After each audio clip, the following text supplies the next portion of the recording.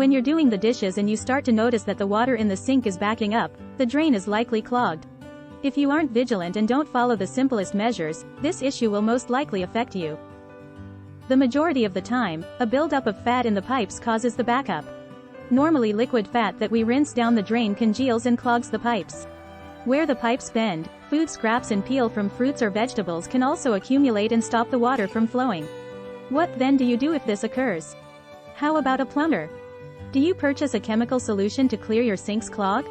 Most individuals probably aren't aware that these products include dangerous ingredients that can irritate the skin and interfere with breathing. We'll demonstrate a low-cost, all-natural solution to unclog your kitchen sink in today's video. Only salt and hot water are required. Add half a cup of salt to your sink's drain. Then bring 2 liters of water to a boil, and as soon as the water begins to bubble, turn off the heat. Slowly pour the water down the drain. The accumulated fat in the pipes will melt because the water is heated. Run some additional hot water from the faucet once the entire pot of boiled water has been poured down the drain to make sure. The salt's abrasive surface will aid in removing any lingering fat. Next, dish soap can also be used in place of salt.